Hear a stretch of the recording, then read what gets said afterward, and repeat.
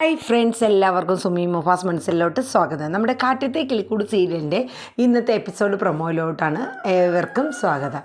അപ്പോൾ ഇന്ന് വരാനിരിക്കുന്ന ഇന്നത്തെ ഒരു സീൻ എന്ന് പറയുന്നത് ഇന്നും നാളെ നല്ല അടിപൊളി സീനുകളാട്ടോ വരാനിരിക്കുന്നത്. അതായത് നമ്മുടെ നിധി രണ്ടും കൽപ്പിച്ച് തന്നെ തീരുമാനിക്കുകയാണ്. കാരണം സുഭാഷിയേട്ടനെ എന്തുകൊണ്ടും ചേർന്നത് സുനന്ദ തന്നെയാണ്. ആ മനസ്സിലാക്കി കുഞ്ഞുനാൾ മുതലേ കണ്ട് അവരൊരുമിച്ച് കളിച്ചും വളർന്നും ഒക്കെ ആയി. പിന്നെ വീട്ടുകാർ തമ്മിലുള്ള ആ പ്രശ്നങ്ങളും ഇഷ്യൂസൊക്കെ ഉണ്ടെങ്കിൽ കൂടിയും ശരിക്കും സുഭാഷിനെ ശരിക്കും മനസ്സിലാക്കിയിരിക്കുന്നത് സുനന്ദ തന്നെയാണ്. ആ ആളുമായിട്ട് പൊരുത്തപ്പെട്ട് പോകാൻ പറ്റിയ കുട്ടി സുനന്ദ തന്നെയാണെന്നുള്ളത് നിധിക്ക് ശരിക്കും മനസ്സിലാവുകയാണ്. അങ്ങനെ നിധി അമ്പലത്തിൽ പോയ ദിവസം അവിടെ ഇരുന്ന് ഇങ്ങനെ ആലോചിക്കുകയാണ്. അപ്പോഴും നമ്മുടെ സുനന്ദ വരെയാണ്. സുനന്ദ വന്നിട്ട് സുനന്ദയായിട്ട് ചോദിക്കുകയാണ്, നീ എന്ത് തീരുമാനിച്ചു? അപ്പോൾ പറയും, എനിക്ക് എന്ത് ചെയ്യണമെന്നറിയില്ല നിധി, എനിക്ക് എന്താ ചെയ്യേണ്ടത്. അപ്പം നിധി എന്ത് ചെയ്യും? നിധി നമുക്ക് ഈ ചില നിധിയുടെ ജീവിതത്തിലുണ്ടായ ഒരവസ്ഥയാണ്, ഒന്നും ചെയ്യാനുള്ള ഒരു ഭയവും പേടിയും മുന്നിട്ട് ഇറങ്ങാനൊക്കെയുള്ള ഭയം ഉണ്ടാവും. ആ സമയത്ത് നിധിക്ക് സുധീഷ് നല്ല രീതിയിലുള്ള ഒരു സപ്പോർട്ട് കൊടുത്തു. ആ ഒരു സപ്പോർട്ട് നിധി സുനന്ദയ്ക്ക് കൊടുക്കാമെന്ന് തീരുമാനിക്കണം. അങ്ങനെ നിധി സുനന്ദയോട് ചോദിക്കുന്നുണ്ട്, നിനക്ക് എന്താണ് നിൻ്റെ ജീവിതത്തിൽ താല്പര്യം? നീ നിൻ്റെ വീട്ടുകാർ പറയുന്ന അനുസരിച്ച് നീ ഒരു വ്യക്തിയെ കല്യാണം കഴിച്ച് കഴിഞ്ഞാൽ നിൻ്റെ ജീവിത അവസാനം വരെയും നിനക്ക് ആ കുറ്റബോധത്തോടു കൂടിയും സ്നേഹിക്കാൻ ആ ഒരു ഇതിൽ കഴിയുള്ളൂ. നല്ല രീതിയിൽ അയാളെ സ്നേഹിക്കാൻ പറ്റുമോ? അതല്ലെങ്കിൽ എല്ലാം മറന്ന് നീ ഇനിയൊരു പുതിയ ആളായി മാറി നീ ചെയ്യണം. നിനക്ക് അതിൽ എന്താ പറ്റുകയെന്ന് നിധി ചോദിക്കണം. അപ്പോൾ നിധി നമ്മുടെ സുനന്ദ പറയുകയാണ്, എനിക്ക് സുഭാഷേട്ടൻ ഇല്ലാണ്ട് പറ്റില്ല നിധി.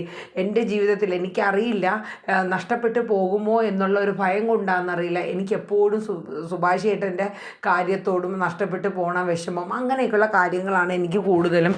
എനിക്ക് എന്തായാലും എൻ്റെ മനസ്സിൽ എനിക്ക് സുഭാഷേട്ടൻ്റെ കൂടെ തന്നെ ജീവിക്കണമെന്നാണ്. നിനക്ക് അങ്ങനെ ഒരു തീരുമാനമുണ്ടോ? അതേ നിധി, എനിക്ക് സുഭാഷേട്ടൻ്റെ കൂടെ ജീവിക്കണം, എനിക്ക് ഉറപ്പായിട്ടും ജീവിക്കണം, എന്നെ ഒന്ന് ഹെൽപ്പ് ചെയ്യാൻ പറ്റുമെന്ന് ചോദിക്കൂ. അപ്പോൾ നിധിക്ക് മനസ്സിലായി അവൾക്ക് കുറച്ച് കോൺഫിഡൻ്റ് ഒക്കെ ഉണ്ട്, കുറച്ച് സപ്പോർട്ടും കൂടെ കൊടുത്തു കഴിഞ്ഞാൽ ആൾ എന്തായാലും ഒരു ധൈര്യമൊക്കെ കാണിക്കുമെന്ന്. അങ്ങനെ നിധി എല്ലാ കാര്യങ്ങളും പറഞ്ഞ് മനസ്സിലാക്കി സപ്പോർട്ട് കൊടുക്കുകയാണ് നമ്മുടെ സുനന്ദയ്ക്ക്. അപ്പോൾ സുനന്ദ ചോദിക്കുന്നുണ്ട്, ഞാൻ ഇനി എന്ത് സ്റ്റെപ്പാണ് ചെയ്യേണ്ടത്? അപ്പോൾ നിധി പറഞ്ഞു കൊടുക്കുന്നുണ്ട്, നീ ഇനി വീട്ടിൽ ചെന്ന് ഒന്നും ഇതാവണ്ട, സാധാ പോലെ ഒക്കെ നിന്നാൽ മതി. നാളെ 10 മണിക്ക് ഇതേ സമയം നീ ഇങ്ങോട്ട് കടന്നു വരിക.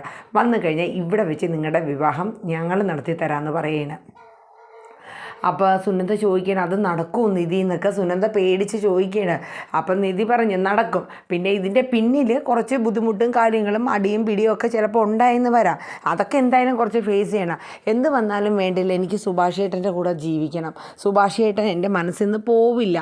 ഞാൻ കുഞ്ഞുനാൾ മുതൽ സ്നേഹിച്ച് എൻ്റെ മനസ്സിൽ പ്രതിഷ്ഠിച്ചൊരു വ്യക്തിയാണെന്നൊക്കെ സുനന്ദ പറയണം. അങ്ങനെ നിധി പറയുന്നുണ്ട്. അപ്പം ഞാൻ ഒരിക്കൽ കൂടെ ചോദിക്കുകയാണ്, നീ ഇനി വാക്ക് മാറരുത്. നാളെ 10 മണിക്ക് ഈ അമ്പലത്തിൽ നീ ഉണ്ടാവണം സുനന്ദ. ബാക്കി കാര്യങ്ങളൊക്കെ ഞങ്ങൾ ചെയ്യുക. ഞാൻ വരും, തീർച്ചയായിട്ടും ഞാൻ വരും, ഭഗവതി സത്യമായിട്ടും ഞാൻ വരും എന്നൊക്കെ പറഞ്ഞ് സുനന്ദ നിധിക്ക് പ്രോമിസ് കൊടുക്കുകയാണ്. അങ്ങനെ ധൈര്യമാക്കി നല്ല കോൺഫിഡൻറ്റോട് കൂടി നിധി സുനന്ദയെ വീട്ടിൽ പറഞ്ഞ് വിടുകയാണ്. അവിടെ വീട്ടിലാണെങ്കിൽ ജാതകങ്ങൾ കൈമാറാനായിട്ട് പയ്യൻ്റെ വീട്ടിൽ നിന്നൊക്കെ ആൾക്കാർ വന്നു. ആക്ച്വലി സുനന്ദയെ കാണാൻ പയ്യനും പയ്യൻ്റെ ഫ്രണ്ട്സും മാത്രമേ വന്നിട്ടുള്ളൂ, മുതിർന്നവരാരും വന്നിട്ടില്ലായിരുന്നു. അങ്ങനെ മുതിർന്നവരും അമ്മാവനൊക്കെ വന്നിട്ടുണ്ട്. അങ്ങനെ അവർ കാര്യങ്ങളൊക്കെ സംസാരിക്കുന്നുണ്ട്. അപ്പോൾ നിധി സുനന്ദയുടെ അച്ഛൻ പറയുന്നുണ്ട്, ഞാൻ എൻ്റെ ഒരു മോളേ ഉള്ളൂ, മോൾക്ക് വേണ്ടിയിട്ടാണ് എല്ലാം ചെയ്തേക്കുന്നത്. അപ്പോൾ എല്ലാ കാര്യങ്ങളും ഞാൻ മരുമോൻ്റെ അടുത്ത് ഗൾഫിൽ വെച്ച് തന്നെ പറഞ്ഞിട്ടുണ്ട്. അപ്പോൾ അവൾക്ക് സമ്പാദിച്ച ഒരു 10-20 പവന് മേലെ കൂടുതൽ സ്വർണ്ണമുണ്ട്. പിന്നെ ഈ വീടും ഞങ്ങൾക്കുള്ള സ്വത്തുക്കളെല്ലാം അവൾക്ക് തന്നെയാണ്. അപ്പോൾ അവർക്ക് വലിയ സന്തോഷം. അവർ പറഞ്ഞ്, ഞങ്ങൾക്ക് അങ്ങനെ പ്രത്യേകിച്ച് ഒന്നും ഞങ്ങൾ ചോദിക്കുന്നില്ല, എന്തായാലും നിങ്ങൾക്കൊരു മകളേ ഉള്ളൂ, ആ മകൾക്കായിരിക്കുമല്ലോ എല്ലാം, അപ്പോൾ പിന്നെ ഞങ്ങൾക്ക് പ്രത്യേകിച്ച് ഒന്നും ചോദിക്കേണ്ട കാര്യമൊന്നുമില്ല എന്ന് പറഞ്ഞ് അവർ ജാതകങ്ങൾ കൈമാറുന്നു. എന്നിട്ട് പയ്യൻ്റെ വീട്ടുകാർ പറയുന്നുണ്ട്, അവർ ജാതകം നോക്കി വലിയ കുഴപ്പമൊന്നുമില്ല, നിങ്ങൾ നോക്കിയിട്ട് ഒരു നിശ്ചയത്തിൻ്റെ ഡേറ്റും കാര്യങ്ങളൊക്കെ നമുക്ക് കുറിക്കാമെന്ന് പറയുകയാണ്. അതിൻ്റെ ഇടയിൽ അവർ ഈ ജാതകം നോക്കുന്നതിനെ കുറിച്ചൊക്കെ കുറച്ച് പൊതുവായ കാര്യങ്ങളൊക്കെ അങ്ങോട്ടും ഇങ്ങോട്ടും ഒക്കെ പറയുന്നുണ്ട്. അങ്ങനെ സുനന്ദയുടെ അമ്മ റൂമിൽ സുനന്ദ വന്നിട്ട് അവരുടെ മുമ്പിൽ വന്നിട്ടില്ല. ചെല്ലുമ്പോഴേക്കും സുനന്ദ സാരിയൊക്കെ കൊടുത്ത് റെഡിയായിട്ട് നിൽക്കുകയാണ്. ഇന്നെങ്കിലും സാരി കൊടുത്ത് നിന്നല്ലോ. എന്നിട്ട് സുനന്ദയുടെ അമ്മയുടെ കുറേ ഫിലോസഫി, ഇത്രയൊക്കെ ഉള്ളൂ, മനസ്സിൽ പല ഇഷ്ടങ്ങളും കാണും, പെൺകുട്ടികളാകുമ്പോൾ കാണും, അതൊക്കെ അങ്ങ് മാറിക്കോളൂ, നിനക്ക് എന്തുകൊണ്ട് നല്ല ഒരു ജീവിതമാണ് ഞങ്ങൾ തന്നേക്കുന്നത്. അത് കേട്ടപ്പോൾ സുനന്ദയ്ക്ക് ദേഷ്യം വന്നു. എന്തായാലും നിങ്ങൾ പറയണ ഒരു ചരട് പോലെ നിങ്ങൾ എന്നെ വലിക്കുന്നുണ്ട്, നിങ്ങൾക്ക് നിങ്ങൾക്ക് അതല്ലേ ആവശ്യം, ഇനി വലിയ അമ്മ ഫിലോസഫി ഒന്നും അമ്മ അടിക്കണ്ടെന്ന് പറയും, നിർത്തടി വായെന്ന് പറഞ്ഞു സുനന്ദയുടെ അമ്മ ദേഷ്യപ്പെടുമ്പോൾ അതെ നീ ഒരു ചരടൊക്കെ ആയിട്ട് ഞങ്ങൾ നിന്നെ ചരട് പോലെ വലിക്കുന്നതെന്നൊക്കെ നിനക്ക് തോന്നുക, പക്ഷേ അത് നിൻ്റെ നല്ലതിനാണെന്ന് നിനക്ക് താമസിയാതെ മനസ്സിലാവുമെന്ന് സുനന്ദയുടെ അമ്മ ദേഷ്യപ്പെട്ട് പറയുന്നുണ്ട്. അങ്ങനെ സുനന്ദയും കൂട്ടി അവർ മുമ്പിൽ ചെല്ലുകയാണ്. അവർക്കൊക്കെ ഇഷ്ടമാവും, അമ്മയും എല്ലാവരും കാണുകയാണ്. എന്നിട്ട് അവർ കുറേ നേരം സംസാരിച്ചൊക്കെ ഇരിക്കുന്നു. അതിനുശേഷം അപ്പോൾ ജാതകങ്ങൾ കൈമാറുകയാണ്. ഇത് കണ്ടപ്പോൾ സുനന്ദയ്ക്ക് ഉള്ളിലൊരു ഇതാണ്, കാരണം എന്ന് വെച്ചാൽ അച്ഛനും അമ്മയൊക്കെ ഇങ്ങനെ ജാതകം കൈമാറുന്ന സീനൊക്കെ അല്ലേ, അപ്പോൾ ഒരു ഭയവും കാര്യങ്ങളൊക്കെ സുനന്ദയുടെ ഉള്ളിൽ തോന്നുകയാണേ. അത് കഴിഞ്ഞിട്ട് അവർ പോകാനായിട്ട് ഇറങ്ങുമ്പോൾ അമ്മ ഒരു നല്ല സുന്ദരി കുട്ടിയായിട്ടോ മോളെ എന്നൊക്കെ പറഞ്ഞിട്ട് പയ്യൻ പറയുന്നുണ്ട്, അതെ ഫോൺ ചെയ്യുമ്പോൾ ഉടനെ തന്നെ പെട്ടെന്നൊന്നും കട്ട് ചെയ്യണ്ട, കുറച്ച് നേരം കൂടെയൊക്കെ സംസാരിക്കാട്ടോ എന്നൊക്കെ പറയുന്നുണ്ട്. അപ്പോൾ പയ്യൻ്റെ അമ്മ പറയുന്നുണ്ട്, എടാ തറവാട്ടിൽ പറഞ്ഞ പെൺകുട്ടികൾ അങ്ങനെയൊക്കെയാടാന്ന് പറയുന്നുണ്ട്. അങ്ങനെ അവർ യാത്രയൊക്കെ പറഞ്ഞ് അവിടെ നിന്ന് പോവാണ്. പിന്നെ കാണിക്കുന്നത് നമ്മുടെ നിധി ടീമുമാണ്. നിധി, സുധീഷ്, നിതീഷ്, ഹരീഷ് ഇവർ 4 പേരും കൂടെ പ്ലാൻ ചെയ്യണം ഈ കാര്യം. അപ്പം നിധി പറയാണ്, എന്തായാലും സുനന്ദ നാളെ വന്നിരിക്കും, നിങ്ങൾ എൻ്റെ ഒപ്പം നിൽക്കുമെന്ന് ചോദിക്കുന്നുണ്ട്. അപ്പം ഏട്ടത്തി എന്നെ ഈ പറയണേന്ന് പറഞ്ഞ് ഹരീഷ് പറയണം, അവൾ അപ്പം ഓരോ കാര്യങ്ങൾ പറയും, അവളെ വിശ്വസിച്ച് നമുക്കൊന്നും ഇറങ്ങാൻ പറ്റില്ല, അതിനുള്ള ഒരു ധൈര്യമൊന്നും ആ പെണ്ണിനില്ല എന്ന് പറയുന്നുണ്ട്. സുധീഷും പറയുന്നത്, എൻ്റെ പൊന്നു നിധി നിനക്ക് എന്താ പറ്റി, അവൾ ഇന്നും ഇന്നലെ നീ ഇന്നും ഇന്നലെ അല്ലേ ഇപ്പോഴല്ലേ കാണാൻ തുടങ്ങി, ഞങ്ങൾ ഇന്നും ഇന്നലെ അല്ല അവളെ കുഞ്ഞുനാളും പോലെ ഞങ്ങൾ കാണുന്നതാണ്, ആ തള്ളയുടെ സ്വഭാവം തന്നെ അവൾക്കൊന്നിനുള്ള ധൈര്യം ഇല്ല എന്നൊക്കെ പറയുന്നുണ്ട്.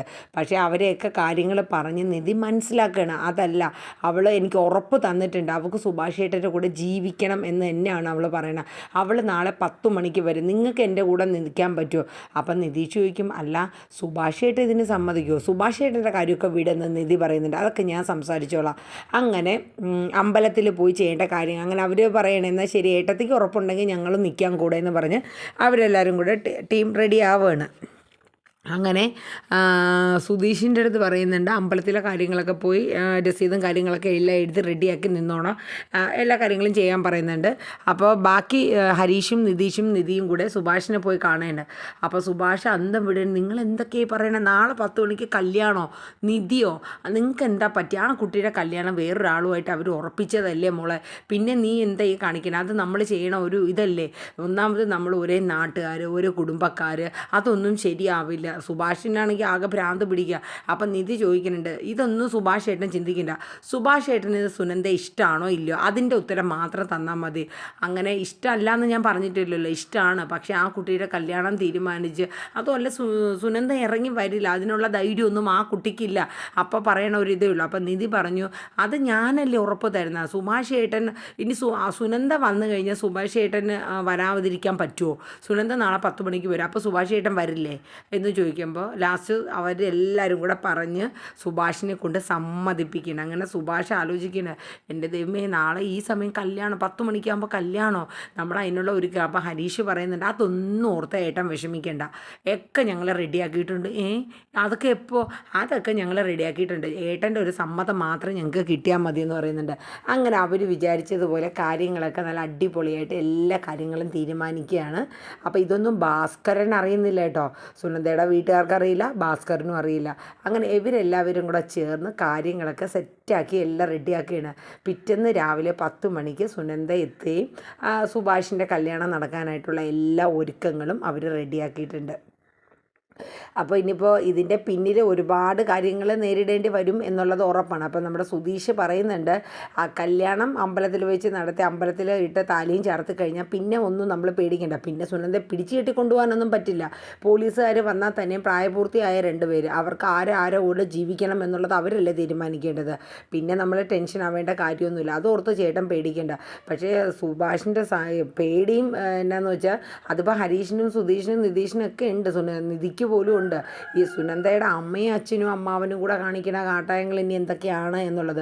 പക്ഷേ കല്യാണം കഴിഞ്ഞ് കഴിഞ്ഞാൽ പിന്നെ പേടിക്കേണ്ട കാര്യമൊന്നുമില്ല, അതവർക്ക് ഉറപ്പാണ്. അപ്പോൾ അതുകൊണ്ട് അതിൻ്റെ കാര്യങ്ങളെല്ലാം അവർ വേണ്ടുന്ന പോലെ തന്നെ ചെയ്യണം. അപ്പോൾ ഇന്നത്തെ ഏകദേശം എപ്പിസോഡിൽ ഈ ഒരു സീനും കാര്യങ്ങളൊക്കെയാണ് കാണിക്കുന്നത്. അങ്ങനെ ഇനിയിപ്പോൾ നാളെ എല്ലാവരും റെഡിയായിട്ട് നിധിയും അവരെല്ലാവരും കോൺഫിഡൻറ്റോടു കൂടി അമ്പലത്തിൽ റെഡിയായിട്ട് നിൽക്കുകയാണ്. 10 മണിക്ക് സുനന്ദ എത്തും എന്നുള്ള വിശ്വാസത്തോടു കൂടി ഇരിക്കുകയാണ്. അപ്പോൾ സുനന്ദ വീട്ടിൽ തന്നെയാണ്. അപ്പോൾ സുനന്ദയുടെ അമ്മയും അച്ഛനൊക്കെ എങ്ങോട്ടോ പോകാനായിട്ടൊക്കെ ഉള്ള തയ്യാറെടുപ്പൊക്കെയാണ്. അപ്പോൾ ആ സമയം അവർ പോയി കഴിഞ്ഞിട്ട് റെഡിയായിട്ട് വരാനായിരിക്കും സുനന്ദ ഇരിക്കുന്നത്. അപ്പോൾ എന്തായാലും നമ്മുടെ സുഭാഷിൻ്റെയും സുനന്ദയുടെയും വിവാഹം നാളെ നടക്കുമോ ഇല്ലയോ എന്നുള്ളത് നമുക്ക് കണ്ടു തന്നെ അറിയാം. അപ്പോൾ എല്ലാവർക്കും നമ്മുടെ വീഡിയോസൊക്കെ ഇഷ്ടമായി കഴിഞ്ഞാൽ ഒന്ന് ലൈക്ക് അടിക്കാൻ മറക്കരുത്. നിങ്ങളുടെ അഭിപ്രായങ്ങളൊന്ന് കമൻറ്റ് ബോക്സിൽ രേഖപ്പെടുത്തണേ മുത്തുമണീസേ. ആരും തന്നെ ലൈക്ക് അങ്ങോട്ട് തരുന്നില്ല. ഇനിയിപ്പോൾ ജസ്റ്റ് കണ്ട് വ്യൂ ഇങ്ങനെ അടിച്ച് പോണേ ഉള്ളൂ, അതോ ഇത് കേൾക്കുന്നില്ലോ എന്നൊന്നും എനിക്കറിയില്ല. അപ്പോൾ നമ്മുടെ 2 ചാനലുണ്ട്. സുമി മുഫാസ് മൻസിലിൽ കാറ്റത്തെ കിളിക്കൂടും, സുമി മുഫാസ് ടേസ്റ്റി കിച്ചണിൽ മഴതോരും മുമ്പെയാണ്. എല്ലാവരുടെയും ഒരു സപ്പോർട്ട് ഞങ്ങൾ പ്രതീക്ഷിക്കുന്നു. എല്ലാവരുടെയും സ്നേഹവും സപ്പോർട്ടും ഉണ്ടെങ്കിൽ നമുക്ക് മുന്നോട്ട് പോകാൻ പറ്റത്തുള്ളൂ. ആ ഒരു വിശ്വാസമാണ് നമ്മളെ മുന്നോട്ട് കൊണ്ടുപോകുന്നത്. അപ്പോൾ എല്ലാവരും ഒരു ലൈക്ക് അടിക്കാൻ മറന്നു പോകരുത്. ഒപ്പം പുതുതായിട്ട് വരുന്നവരൊക്കെ ഒരു സബ് തന്ന് സപ്പോർട്ട് ചെയ്യുക.